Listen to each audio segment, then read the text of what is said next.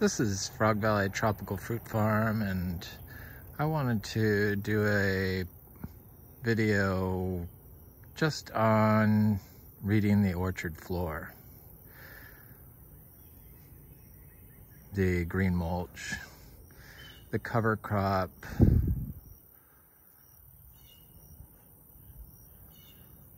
whatever you want to call it. It's the stuff I don't have to plant that grows between the fruit trees.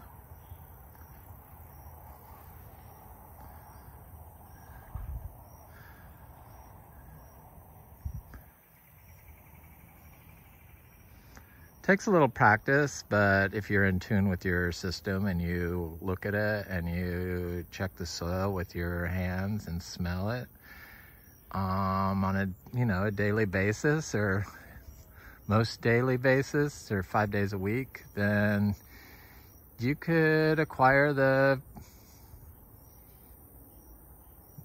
information. You could process the information you see into a management plan for your orchard floor.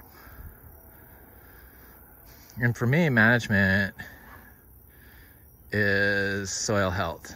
And then after that, it's doing all the known and not known processes to the orchard floor. So all of the inputs that the organic inputs, apply those every 10 days or daily. You just don't want to overpower one particular input and kill your orchard floor. So scattering handfuls of wood chips onto this, logs, leaves, any chop and drop you have. You don't do it all at once. You do it like nature would do, gradually.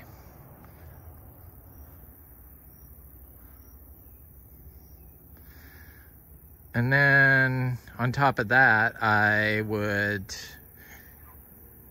look up every known way of natural farming, regenerative farming, and like KNF, or the Japanese natural method, Fukuoka, and incorporate that into what I'm able to do in my circumstance.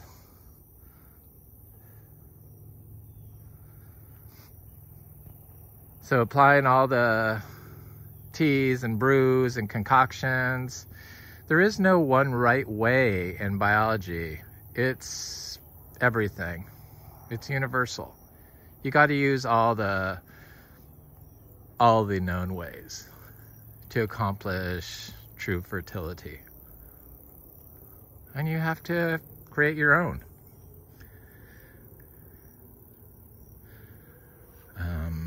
Boil moringa and do a spray of that. Soak it in rice water, and then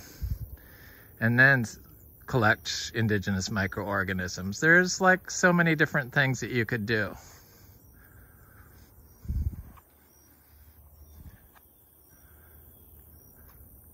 Mix that indigenous moringa, indigenous soil mix into a sourdough yeast. Some sourdough yeast starter, or sourdough starter, sourdough yeast. You can tell I don't make bread, but I have grown sourdough and used it in my mixes. And it only takes, with biologicals, it's a small little bit. You don't overload on one thing. So you don't overload on wood chips.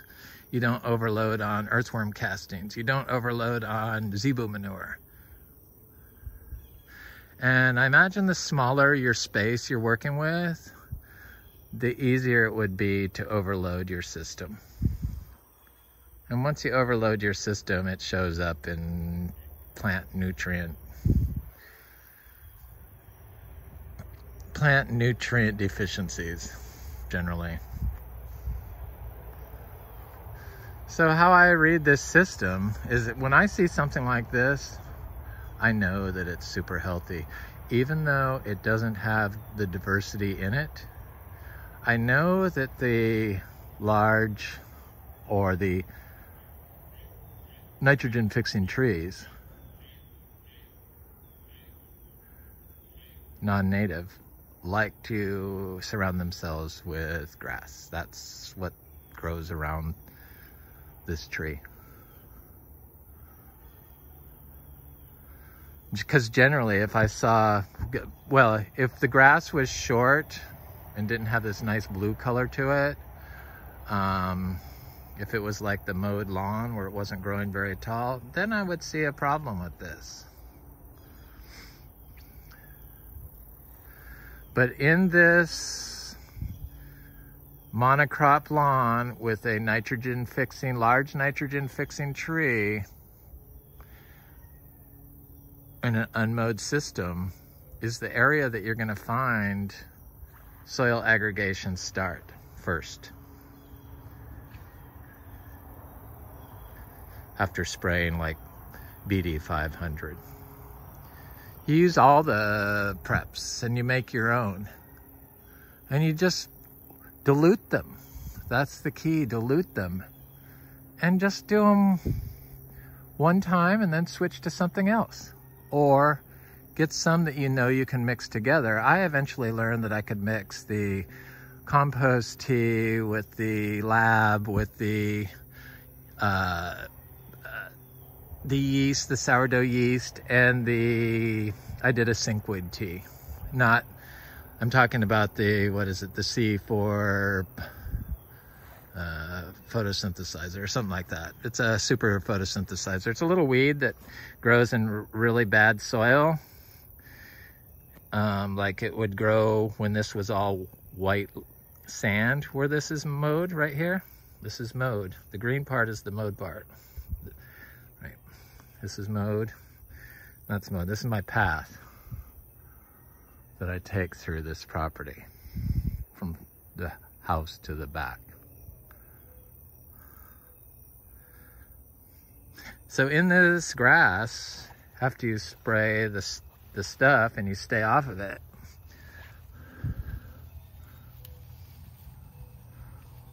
is should hopefully soil. If I can get into it.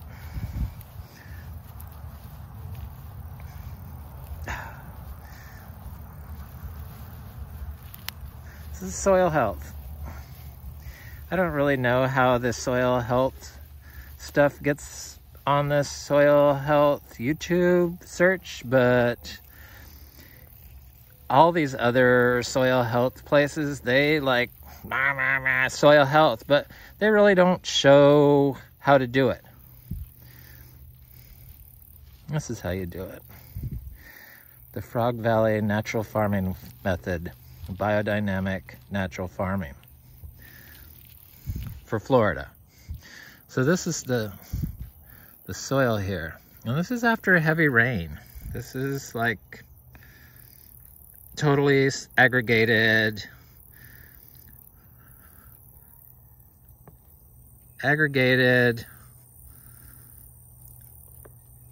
soil. Soil health. This is soil health. This is how you build soil health. So you'll see the formation of this aggregation start. Got to keep it covered. Grass builds soil, people. And the monocrops happen under large certain trees, under old growth trees. But it's also a good place on the edges to plant your plants. And it starts switching over the further away from the tree it gets. It turns into like a diverse cover crop. I know that this is like excellent to grow in just because, I mean, look at it. And I saw that it was all deep aggregated soil. This is one of the yellow ones. You know, there's like Braziliensis and intermediate and Gardeneriana. It looks like this is intermediate.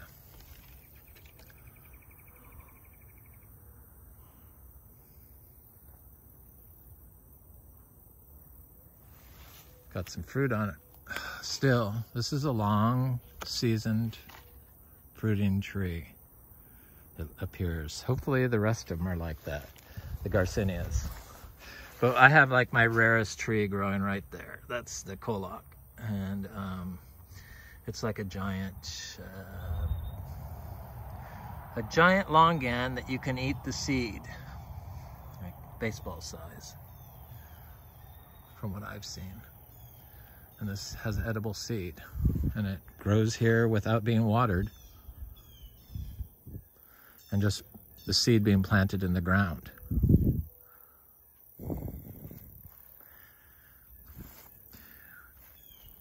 I guess when people dislike how it looks, I think that's probably because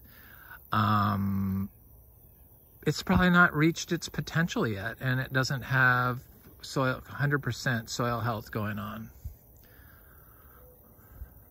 It's like it's still in transition to true soil health. So the mangoes seem to favor the Bidens, and there's a little monocrop area of them right here. And there's some Caesar weed coming up. I know that when I see Caesar weed, that you've reached your health of soil. That's a super nitrogen accumulator. Of course, it would be growing next to a nitrogen fixing tree. Everything is a nitrogen fixing, has nitrogen fixing capabilities. It's the bacteria, not generally the plant. It's not the plant. The plants just store the nitrogen. Anyway, and the bacteria lives inside, just like it lives inside us. That's why the whole soil health thing is spot on for your health, because it's alive, and a lot of the soil health organisms, bacteria and fungi that are living in the plants and the soil are the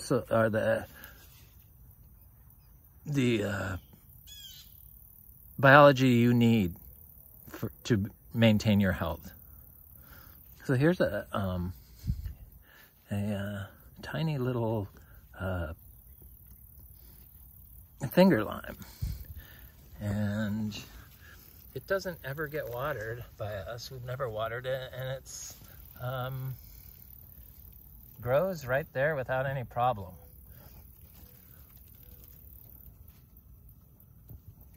Would people like it to grow faster?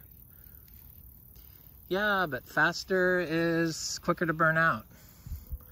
The chemicals grow them faster, but they're not healthy. So they're like, I guess it's the proteins inside the cell walls are not really complete proteins. Is that what it is? I forget. Anyway, it's something like that. So you can't really get the enzymes from your food from food that's grown with pollutants. And we all need our enzymes. To me, all this diverse life, all the diversity in everything feels spiritual to me. So, that's what I think of spirituality is. It's life. It's diversity of life. So could you become more spiritual the more diversity of life you have around you? I don't know, maybe, probably. I know the air smells really good here.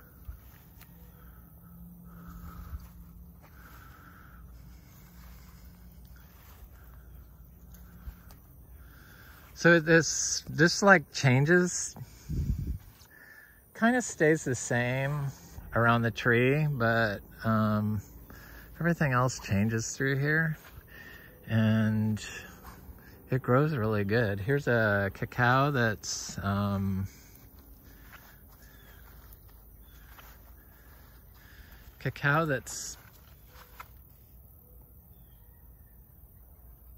flowering, I thought. This is a seed-grown cacao. Yes, it's flowering still. It'll fruit, I bet, this year, because it's got lots of little flowers starting on it, and it's been flowering. So, yeah, there's one right there. I haven't seen any fruit, but cacao, seed-grown cacao, and more seed-grown cacao.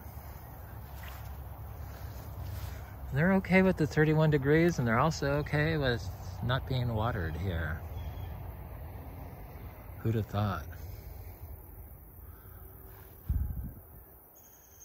I have another Koloch in here that I walked on, and it's got like more than one branches coming off of it. And here I think is there's something there. I forget what it is. Maybe a jaboticaba or something. But I tried to kind of mark just along the trail in this area, just to show kind of how I plant it here. Because this is, I just like, you know, go through there and plant. It's just like that everywhere. So you got to get the diversity into the soil if you don't already have it. And you got to do all those other soil health practices.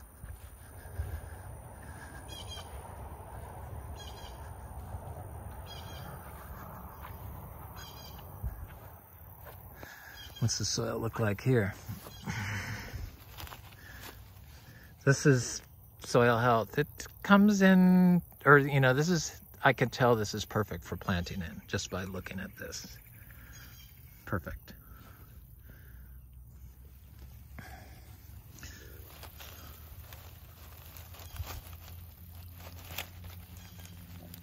And it's pretty good too. It's got a little more sand in it, but it's also, this is a very wet time of year, but it's got some soil aggregation. It's got soil aggregates. You can get more aggregation around nitrogen fixing trees for sure.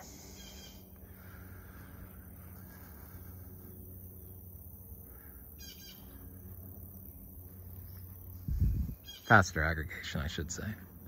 This, because it's like gets more rain and it's like a wind protected spot, so it's very beaten by the elements, and we just had like 4 inches of rain 2 days ago, I think. So the soil aggregates kind of move when it rains a lot. They like change shape, or you know, they move. The stuff moves. It's alive, basically. It's always moving. It's molecule ions attaching and releasing other nutrient ions, I guess, constantly, with changes in environmental factors. So this, I could tell, is a really crappy area to grow. It's like, I mean, it's like a quarter the size of the grass over there. And that's like, that's a crappy area. It does have one other piece of grass, different type of grass growing next to it. And it's got that. And it's got a little bit of bidens, but even the bidens doesn't look that good.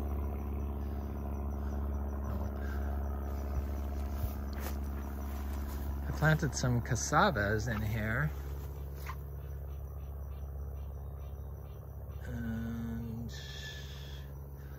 They're starting to pop up. But I know if I looked at the dirt there, it would not be good. And it's slightly getting better here. And this has had everything done to it that every other area has had done to it. I do the same thing to everything. So I've scattered logs, I've scattered wood chips, I've done the whole caboodle. But this was a heavily compacted area. And it was killing this live oak tree. Because you know, it was lawn. So probably what I should have done is poke some deep holes into this.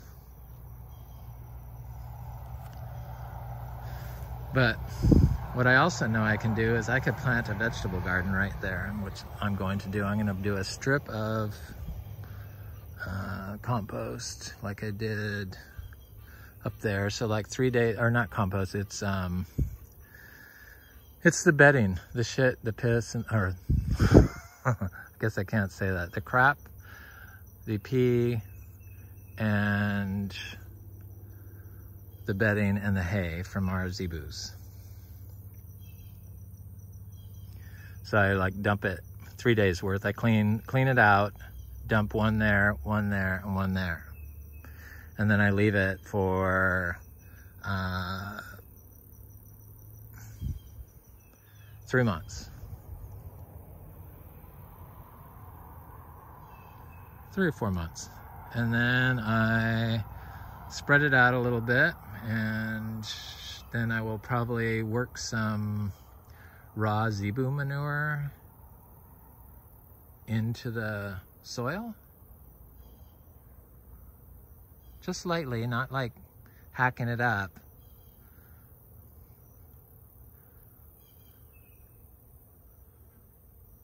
And then I'd probably plant vegetables right into that. And that's considered okay. You can do that with organics if you work it into the soil.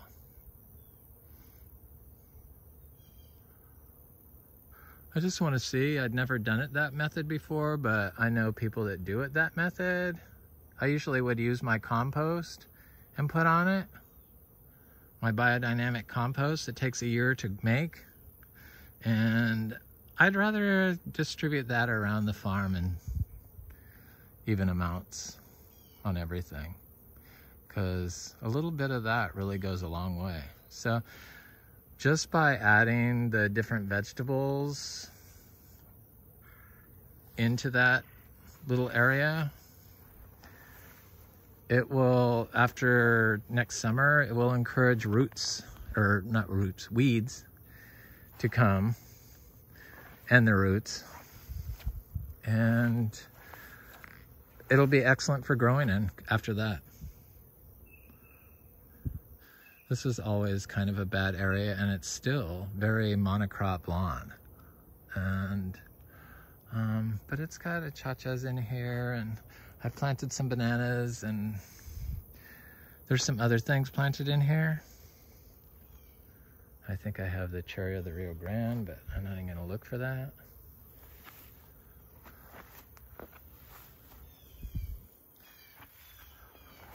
And then you go over to the nitrogen fixing tree and the grass completely changes.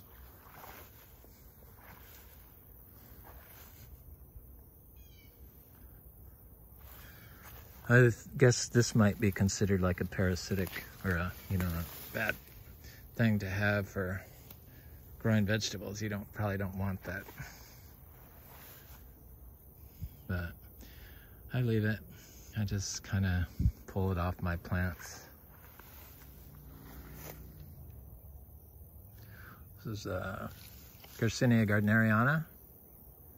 Fruited this year for the first time. I thought it was a cha-cha tree because they didn't know what it was when they sold it to me. Of course, they didn't know what anything was but one tree, but that's okay. I am happy with all the trees I got.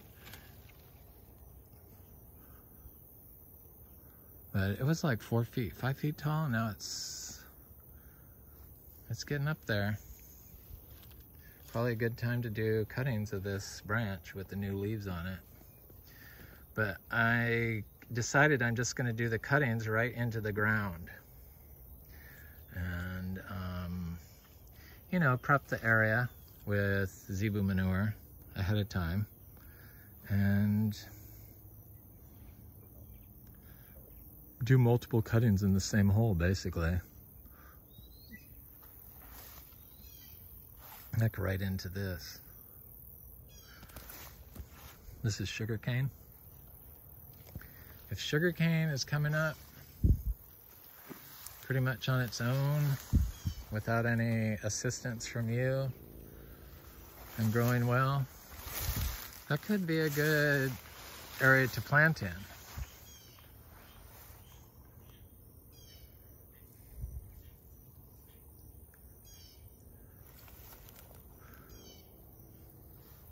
This little cha-cha tree always was doing bad until this was a nursery grown tree. It just struggled here. And until I put the sugarcane in, but look at the soil. Oh my God. That's building soil, people. That's what it looks like. This is considered sand. You know, hello, soil health.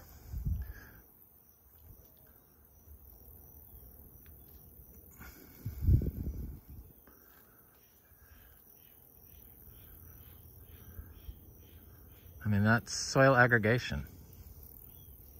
It's kind of what you want. Anyway, this is Frog Valley Tropical Fruit Farm, and this is how to read your system. Have a good day.